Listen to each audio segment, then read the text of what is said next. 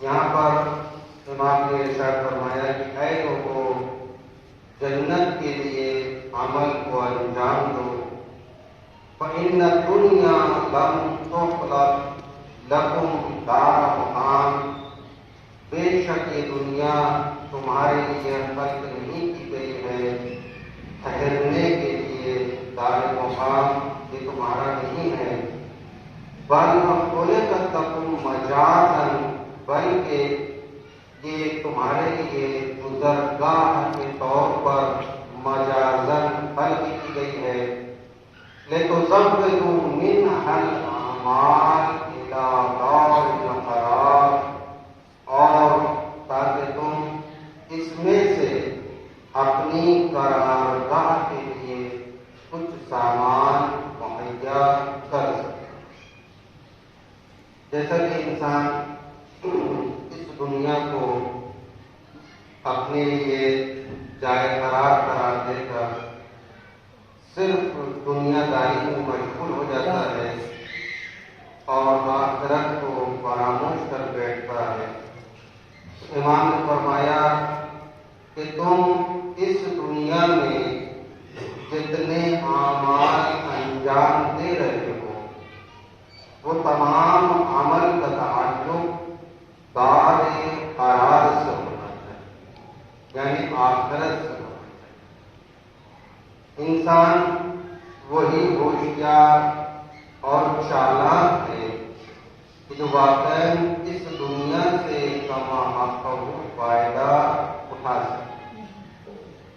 وہ فوائد کہ جو اس دنیا سے انسان محدود فوائد کہ جو صرف دنیا کے حد تک محدود ہے، اگر ایسا عمل ہے جو انسان کے لیے عمل مفید اور معاون آخرت کے لیے قرار نہیں پاتا۔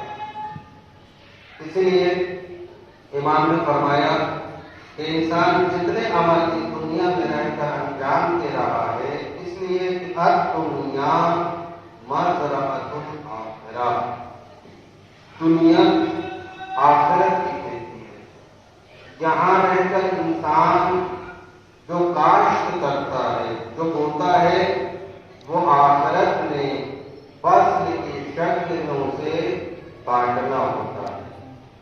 اگر انسان آخرت کے خاطر کاموں کو انجام دے تو وہ کام اس کے لیے آخرت میں مدد کے طور پر پیش ہوں گے، اور اگر انسان صرف دنیا کی حد تک کاموں کو انجام دیتا ہے تو وہ کام آخرت میں اسے نہیں دکھائی دے۔ منازل آخرت ایک کتاب ہے، چھوٹی سی کتاب، اس کا اگر آپ مطالعہ کریں تو آخرت میں جب منازل انسان کی شروع ہوتی ہے، یاد رکھیے انسان کی پیدائش کے بعد حیات دنیاوی، حیات دنیاوی کے بعد مرگ، جسے موت کہا جاتا ہے، موت کے بعد دفنا دینا قبر میں، دفن کر دینا قبر میں، اور اس کے بعد آخر میں اللہ تعالیٰ کی جانب سے قیامت کا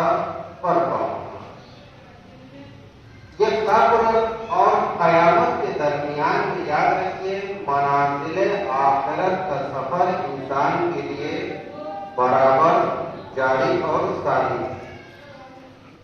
انسان کو دفنا دیا جاتا ہے، دفنانے کے بعد قیامت آئی نہیں، قیامت آئے گی، قیامت آ جانے کے بعد پتہ نہیں کتنے 100 سال کے بعد خدا بند تعالیٰ دوبارہ انسانوں کو زندہ کرے، اور اس کے بعد وہ اعمال کے دنیا میں رہ کر انسان نے انجام دیا ہے اس کا حساب کتاب۔ تو قبر اور قیامت کے درمیان میں جو ہزاروں سال انسان کے جو گزرتے ہیں، یہ نہ سمجھیے کہ قبر میں انسان کو جب دفنا دیا جاتا ہے اور اس کے جسم جو پوشیدہ ہو کر خاک میں مل جاتے ہیں تو انسان فنا کی منزل میں چلا گیا۔ اس لیے حضرت علی علیہ السلام ارشاد فرماتے ہیں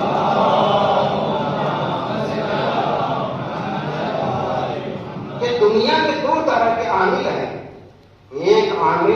جس نے دنیا میں صرف دنیا کے لیے ہی عمل کیا اور اس کی دنیا نے اسے آخرت سے غافل رکھا، وہ اپنے بعد اپنے وارثوں کے فخر سے خوف زدہ رہتا تھا۔ بڑا غور کرنا مولا لقمان ہے، لقمان کے ان کلمات پر ہمیں غور کرنا ہے۔ بہت سے افراد ہیں، اکثر افراد ہیں کہ جو اپنی فکر میں ہوتے ہیں اپنے اہل و عیال کی فکر میں ہوتے ہیں، حالانکہ فکر بری نہیں ہے، لیکن اس فکر کے ساتھ اپنی آخرت کی فکر اور اپنے اہل و عیال کی آخرت کی فکر کی ہونی چاہیے۔ اگر دنیا کی فکر کے ساتھ آخرت کی فکر ہے، بہترین فکر ہے۔ تو امام نے فرمایا کہ وہ اپنے بعد اپنے وارثوں کے فخر سے خوف زدہ رہتے ہیں۔ وہ چاہتے ہیں کہ اپنے بچے کے لیے ایک بہترین مکان بنا دیں، اپنے بچے کے لیے کچھ سرمایہ جمع کر لیں تاکہ اسے آرام سے اس کی زندگی گزر بسر ہو سکے۔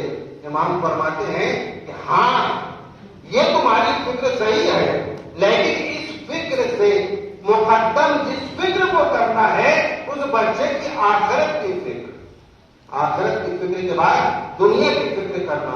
اور کہتے ہیں کہ دولت مند ہونے کی وجہ سے خود کو فقر سے محفوظ سمجھتا ہے۔ مولا کے کلمات، بہت سے افراد جب دولت مند ہو جاتے ہیں تو یہ سمجھتے ہیں کہ اب فقر نہیں آئے گا۔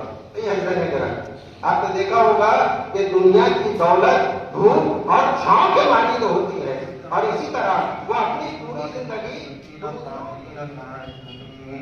ولعنة الله على آدائهم أجمعين. أما بعد، إن الله يأمر بالعدل والإحسان وإيتاء ذي القربى وينهى عن الفحشاء والمنكر والبغي يعظكم لعلكم تذكرون.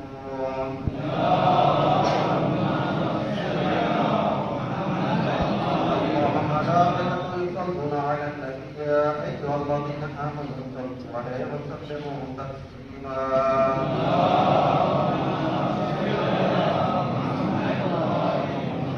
اللهم صل وسلم على سيد المرسلين رحمة للعالمين بالقاسم محمد.